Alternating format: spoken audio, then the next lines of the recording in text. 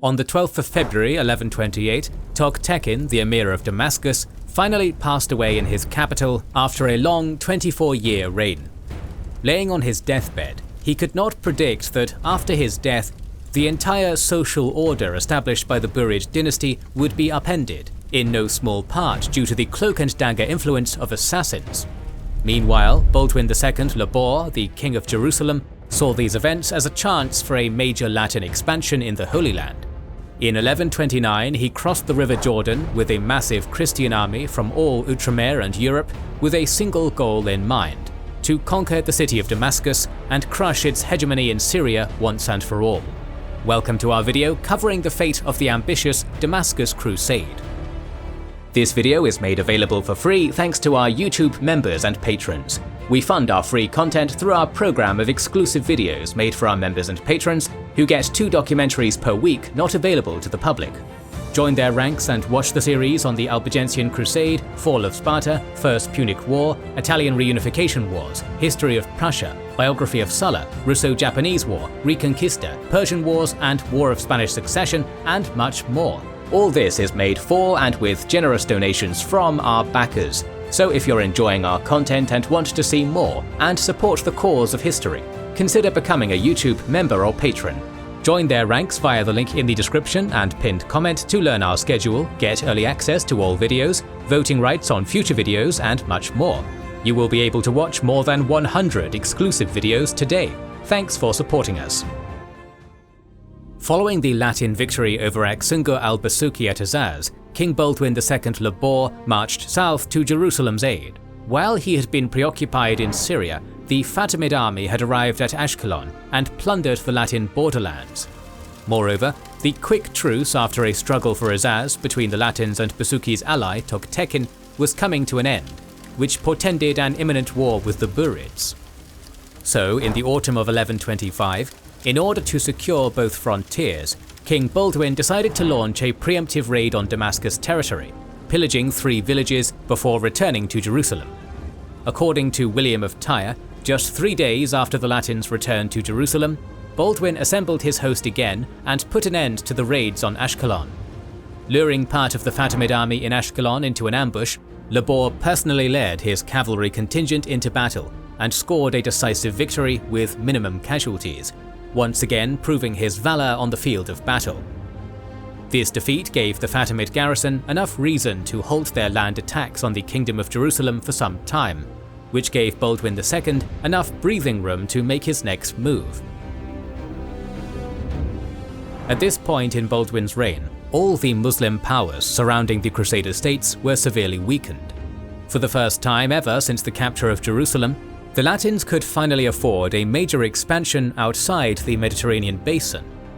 Al-Basuki had been defeated at Azaz and was still licking his wounds, while the Fatimids were on the defense and the Emir of Damascus, Toghtekin, was an elderly man, gradually losing his grip on Syrian affairs. Ultimately, Baldwin decided to focus his attention on the Emirate of Damascus, hoping that the Principality of Antioch and the County of Edessa could threaten and even capture Aleppo around the same time. If the Latins had seized both cities, the Franks could potentially extend their influence further east, as well as enrich themselves by opening a direct connection with the Silk Road. So, because of this, the King of Jerusalem started to put his plans into motion at the beginning of the year 1126, when he assembled his vassals from all of the Outremer to invade Damascus. For the first time in history, the Latins' plan was straightforward: to storm, siege, and take the city in a direct assault. After gathering all his forces in Tiberias, King Baldwin crossed the River Jordan and marched through the Horan region, neutralizing any possible watchtowers along the way. From Fulcher's accounts, we can assume that Baldwin intended to attack Damascus by surprise, so he ordered his army to keep a low profile in the Damascus countryside by keeping the Latin banners hidden, and even dressing some of his Latin soldiers in Muslim armor. Despite the attempts at secrecy, word spread about the Frankish advance, and the army of Damascus, commanded by Toghtekin and accompanied by his son Taj al-Muluk Buri, confronted Baldwin's army on the 25th of January 1126 near the village of Marj al-Saffar. The depiction of this battle is very vague. But from what we can assume from the information available, the Frankish army eventually routed the Muslim force at the cost of heavy losses. Unable to continue their campaign, the king retreated to Jerusalem, destroying 2 more Burid strongpoints on his way home. Though his initial expedition had failed to capture the city of Damascus itself, Lebor was still testing the Burid's waters by gradually weakening Damascus's defences. In 1126, Paul, the Count of Tripoli, made plans to capture the strategic stronghold of Rafania that guarded the Orontes Valley near the Burid city of Homs. Paul's efforts were initially promising, as he successfully built a neighbouring fort across from Rafania that allowed him to conduct raids around the surrounding countryside. However, the Tripolitan Count did not possess enough force to bring down Rafania's walls, so he asked his suzerain Baldwin II for aid. The king agreed, seeing Paul's war efforts as an opportunity to further destabilize Damascus's influence over Syria. The Jerusalem and Tripolitan armies assembled and marched out from Tripoli with all the siege equipment at their disposal. Thanks to their quick march, the king and the count managed to approach the fortress before it could seek assistance from the surrounding Muslim rulers. Left on its own, the Burid fortifications of Rafania were no match for Latin siege machinery, and in a matter of 18 days, the city fell to the Franks. After Rafania's fall, Tripolitan territory was expanded, and better communication between Jerusalem and Antioch was established. Baldwin Lebor left in high spirits, hoping this victory had opened the door for a new offensive on the major Burid city of Homs. This new Latin expansion in western Syria angered the Atabeg of Mosul, Aksunkur al-Basuki, who planned to take revenge after the disastrous battle at Azaz in the year prior by attacking Athareb and capturing Homs in hopes of stopping the Crusader state's advance. Simultaneously, the Fatimid fleet sailed as far as the city of Beirut. Latin sources tried to present both events as a coordinated effort against the Crusader advance. However, according to Stephen Runciman, it is more likely that al-Basuki and the Fatimids were acting separately. This was a difficult situation for Lebor, but ultimately, the king decided to put all his efforts into defending the Principality of Antioch. Thankfully for Lebor, the Fatimid fleet was attacked on the shore by the local knights and peasantry, which prevented the Egyptian marines from gathering water supplies from Beirut's countryside and forced them to flee in panic. Meanwhile, to quickly summarize the events in Syria, after going back and forth with temporary sieges and fruitless diplomacy with the Frankish elite, al-Basuki realized he could not risk an open field battle and retreated back to Mosul. With the loss of the majority of his force, the power of the Seljuk Atabeg and his authority became a shadow of its former, leading to growing hatred amongst his supporters. On the 26th of November 1126, al-Basuki was murdered in the Great Mosque of Mosul during the call to prayer. Seeing the Bersekid threat neutralized, King Baldwin realized that the opportunity to take Damascus and Aleppo was suddenly possible again. From there on, King Baldwin's main focus was expansion through the Emirate of Damascus, while simultaneously, the Latin expansion of Aleppo mainly relied on the Count of Edessa Jocelyn and Antioch's new ruler, who had just arrived in the Outremer. After reaching maturity at 18 years old, Bohemond II Hauteville departed Italy, leaving his lands in Tarento in the hands of his cousin William II of Apulia. Accompanied by 24 galleys and the Sassulo-Norman elite, the son of the cunning Bohemond I set sail from Otranto all the way to the harbour of St. Simeon near Antioch. William of Tyre and Fulcher of Chat depict Prince Bohemond as a tall, blonde and energetic ruler who resembled his father. Indeed, just like his father, Bohemond II was also eager to fight for Antioch and for glory. Upon his arrival in early October of 1126, the young prince made an impression on King Baldwin II. Favoured by Lebor, the king handed over the rule of the principality to Bohemond and married his daughter Alice to him. For the first time since the death of Bohemond I in 1111, Antioch had a ruler of its own. Upon assuming the throne, the new Prince of Antioch immediately proved his strength to Baldwin. Combining his troops with newly acquired nobles, Bohemond retook Kavatab from al-Basuki. Then he moved southeast to settle the score with Shaizar. However, just as he was about to overcome the Mundukites' defences, he received troubling news from his neighbour, Count Jocelyn of Edessa. In the midst of 1127, Jocelyn de Courtenay launched an offensive on Aleppo, hoping that their citizens, demoralised in the wake of al-Basuki's death, would immediately surrender. To his shock, instead of a Muslim crowd welcoming his arrival, the Count arrived upon the city to find the gates shut in his face and ditches built around the city. Not possessing enough troops to seize Aleppo, he returned to Edessa unsatisfied. Whether it was due to jealousy of Bohemond's successes and King Baldwin's favouritism of the young man, or frustration from the failed campaign, Jocelyn de Courtenay turned on Bohemond II, demanding Azaz from him. Jocelyn argued that Antioch's previous regent, Roger of Salerno, had promised it to Edessa. However, since the regent had no legal right to give away Antiochian territory, Bohemond coldly rejected Jocelyn's demands, resulting in war between the Principality of Antioch and County of Edessa. During the quarrel, Count Jocelyn went even so far as to hire Turkic horseman mercenaries to raid Antiochian territory. As the news reached Jerusalem, King Baldwin II became concerned that this Latin feud would throw a wrench in his ambitions, so he yet again marched with his army northward to stabilise the northern Outremer. Le Bourg knew that the internal fighting amongst the Latins could easily be exploited by their Muslim neighbours. Moreover, the dispute between Bohemond and Jocelyn was a serious personal dilemma for Baldwin. On the one hand, Bohemond was his ally and fresh son-in-law. On the other hand, Jocelyn was a devoted ruler of Edessa and practically his second-in-command. Luckily for Baldwin, by the time he arrived, Jocelyn had become ill and fearful of his death.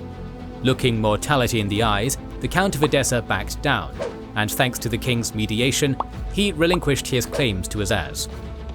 The issue between Bohemond and Jocelyn had cost the Latins the opportunity for a joint effort to seize Aleppo while it was vulnerable.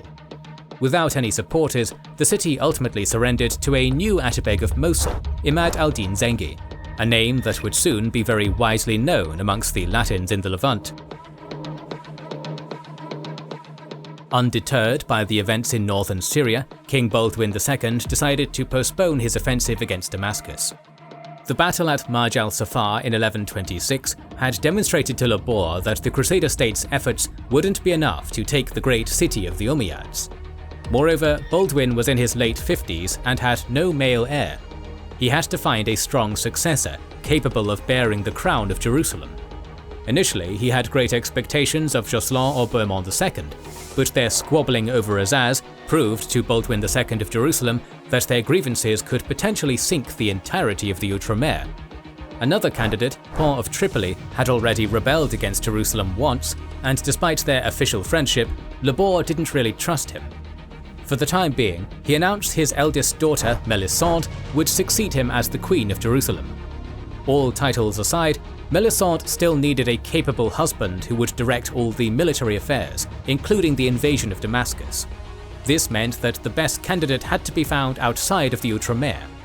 Trying to kill two birds with one stone, Baldwin attempted to find a suitable noble that would not only succeed him, but would also rally a great number of knights in Europe. Thus, in order to accomplish his goals, the King of Jerusalem sent 3 embassies to the west between the years 1127 and 1128. The first embassy, led by William of Bourg and Guy Brisbard, headed to France. There, upon receiving a warm welcome from King Louis VI, William asked the French ruler for advice on picking the best candidate. King Louis recommended one of his vassals, Fulk V, Count of Anjou.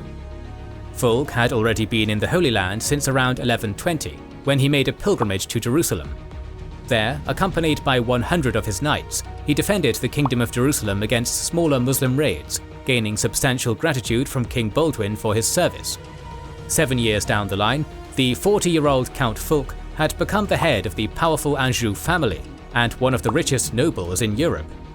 In 1126, his previous wife, Eremberga of Maine, passed away, so the prospects of marriage with Queen Melisande and the royal crown of Jerusalem seemed very tempting for the Anjou dynasty. Accepting the offer of marriage, Fulk left his European domains to his son Geoffrey V, who had just married Empress Mathilde, the daughter of his long-standing rival, King Henry I of England. With the lands of Anjou secured, the Count travelled all the way to Jerusalem, gathering many of the Anjou nobility along the way. Meanwhile, another of Baldwin's embassies had headed to Rome, asking Pope Honorius II to announce a crusade against Damascus, and acknowledging the marriage between Fulk of Anjou and Queen Melisande. The Pope was eager to acknowledge Fulk as Baldwin's potential heir, and officially encouraged the European nobility to follow Fulk to Jerusalem. One huge contribution to promoting Baldwin's vision was the Order of Cistercian monks, including one of their famous abbots, Bernard of Clairvaux. Later, in 1128, Baldwin sent out another embassy led by the Grand Master of the Knights Templar, Hugh de Payens. Its main purpose was to officially acknowledge the Templar Order, which was achieved by the Council of Troyes in 1129, thanks again to Bernard of Clairvaux's efforts, who endorsed their ideas and wrote the official rule for the Templars. During Hugh de Payens' travel through Europe, the Grand Master heavily promoted Baldwin's expedition, mainly by the Templars' virtuous behaviour and devotion to fight in the Holy Land for their salvation. As a result, a significant number of knights flocked to become Knights of the Temple, while others, awed by Hugh's charisma, accompanied the order to war as private attachés. Upon Fulk's arrival in the Holy Land in May of 1129, and the securing of his marriage to Melisande, Baldwin II of Jerusalem had finally managed to secure the succession of his kingdom. Now Le Bourg could take care of all the knights and footmen Fulk and Hugh de Payens had provided. The only thing Baldwin wanted at this point was the right opportunity to strike, and an opportunity he would get from none other than the assassins. While the Franks had been mustering their forces, the internal stability of the buried state of Damascus had been put into question. On the 12th of February 1128, Toghtekin, the long-standing emir of Damascus, finally passed away after a long 24-year reign. As the old emir lay on his deathbed, the growing rivalry between Toghtekin's son, Taj al-Mulk Buri, and the vizier of Damascus, Abu Ali Tahir ibn Sa'd al-Mazdakani, had intensified. The main issue between the two revolved around the Shia sect of assassins, also known as the Nazaris. 2 years prior, they arrived in Damascus, fleeing from Shia persecution in Iran, perpetrated by the Great Seljuks and the Sunni Caliphate in Baghdad. The Nizari leader, Bahram al-Da'i, asked Toghtekin for refuge and protection in Damascus lands. Since the Nazaris were known for their warlike prowess, the emir had concluded that they might be of use to him, and gave them the town of Banyas, located near the River Jordan at the Frankish borderlands. In a span of 3 years, the Nazaris had expanded their influence by building up connections outside of Banyas, even by establishing their group inside Damascus itself. Favoured by the vizier al-Mazdakani, the court of Damascus came under increasing influence of this group of Shia assassins, much to the dismay of the majority Sunni populace. Then, according to Muslim chronicler Ibn al-Athir, word spread that the vizier of Damascus intended to use the Nizari to come to terms with King Baldwin II, promising to open the city's gates to him in exchange for handing over the city of Tyre. The eventual showdown between emir and vizier came on the 4th of September 1129, when Buri called up al-Mazdakani for a council taking place at the Rose Pavilion. At first, the meeting went as usual, but when it was al-Mazdakani's time to speak, he was struck by Buri's guards several times and was eventually beheaded on the emir's orders. Al-Mazdakani's head was thrown onto the streets of Damascus, which was a signal for Buri's supporters to instigate a riot aimed at eliminating every living vizier supporter, including the Nizari assassins. The sudden violence in Damascus had shocked the remaining assassins in Banyas. The new leader of the sect, Ismail, was terrified at the thought of further Nizari persecution in the Damascus territory, and decided to hand the town of Banyas to Baldwin II in exchange for the Nizari assassins receiving protection in Christian territory. King Baldwin had long waited for this moment. Unwilling to pass on such a promising opportunity, he agreed to Ismail's proposal, and around November of 1129, he crossed the Jordan with the full might of his armies. Sources don't state the exact numbers of the force assembled by the Crusaders, but it had to be significant since it included all the Latin lords from the Outremer, including Jerusalem, Tripoli, Antioch and Edessa. with the addition of folks and yeomen as well. Modern scholars like Thomas Asbridge estimate that the Latin army in total could have numbered around 2,000 knights and 10,000 troops. After crossing the river, King Baldwin arrived under the walls of Banyas. Just as the assassins promised, the gates opened to him without a fight. King Baldwin honoured the terms of the pact, allowing Ismail to find refuge in his kingdom with his followers.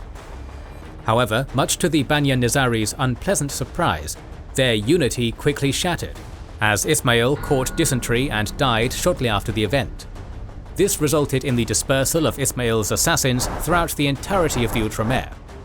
Baldwin's army, meanwhile, began their march deep into Damascus territory. By the end of the month, the crusading army reached the outskirts of Damascus. The Crusaders set a camp near the place called Wooden Bridge, probably located 6 miles southwest of the city. Just as al-Muluk Buri secured his power after his successful coup d'etat, he heard of the Frankish advance towards the Syrian capital. The Emir of Damascus quickly assembled a 15,000-strong army to confront the Crusaders. Buri blocked the passage for the Latins at the Wooden Bridge, resulting in both sides trapped in a stalemate. After a lengthy standoff, the Latin supplies soon began to dwindle. To remedy this, Baldwin decided to send a detachment composed of 1,000 knights of newly arrived nobles from Europe, led by the Constable of Jerusalem, William of Burr, to gather necessary food supplies in the neighbouring Horan region. However, this plan was ill-fated. The inexperienced European knights were more interested in looting rather than foraging. According to William of Tyre, Fulk's knights divided into small bands, completely losing any sense of order. William of Burr tried to organise the men, but it was to no avail. It didn't take long before the plundering Franks were spotted by Burid horsemen. Using the Crusaders' lost discipline to their advantage, they ambushed the knights around 20 kilometers from the enemy camp and quickly overwhelmed the unruly knights. After a withering arrow barrage and fierce melee, only 45 remaining Crusaders, with Constable William, managed to return back to the camp alive. Instead of chasing the Crusader contingent, the Muslims decided to celebrate their victorious engagement. When William reported the incident, Baldwin decided to counterattack and crash into Buri's men while they were enjoying their triumph. However, just as the King of Jerusalem was about to attack, a heavy rainstorm suddenly bogged down the Crusaders' advance, turning the area into a sea of mud. In such conditions, the famous Latin tactic of frontal charge would be useless. With the bad weather continuing for several days, a frustrated Baldwin decided to end the campaign and return home, satisfying himself with the lesser gain of Banyas. In Michael the Syrian's chronicle, the King of Jerusalem retreated only after Emir Buri paid 20,000 dinars for the Crusaders' departure, which was probably meant to cover the overall campaign costs. Unsurprisingly, the Burid forces were still emboldened by the Latin retreat, and the Crusaders were constantly harassed by Turkic horsemen all the way to the River Jordan. The failure of the Damascus expedition in 1129, though often neglected by popular imagination, had a serious impact on the Crusader states, as well as the Crusades in the 12th century. Apart from the capture of Banyas and the official approval of the Knights of the Templar, the inability to capture the Syrian capital proved to King Baldwin II that the offensive policy of the Latin realm had to be refocused back onto defense. In spite of Baldwin's expansionist dreams remaining unfulfilled, he decided to dedicate the rest of his reign to expanding the network of forts and strongholds along the Latin borders, like Bagras, Gaza, and Safad in Galilee. Some of the frontier castles were given to the Knights Templar and Hospitallers, only further increasing their military role in the Latin states, while also solidifying their image as the defenders of Christendom in the Holy Land. The inability of such an enormous Christian army to seize Damascus also dissuaded the European elite from taking part in the Crusades for decades to come. Lacking any larger support from the West, the Latin states would soon have to face a man who would lay the foundation for an even larger threat than the Burids of Damascus, or even the Fatimids in Egypt. A leader that wouldn't just merely challenge Antiochian or Edessan territory, but the entire Latin presence in the Levant.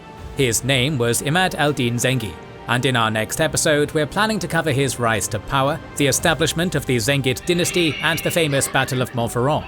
To ensure you don't miss it, subscribe and press the bell button. Please consider liking, commenting and sharing, it helps immensely. Our videos would be impossible without our kind patrons and YouTube channel members, whose ranks you can join via the links in the description to know our schedule, get early access to our videos, access our Discord, and much more. This is the Kings and Generals channel, and we will catch you on the next one.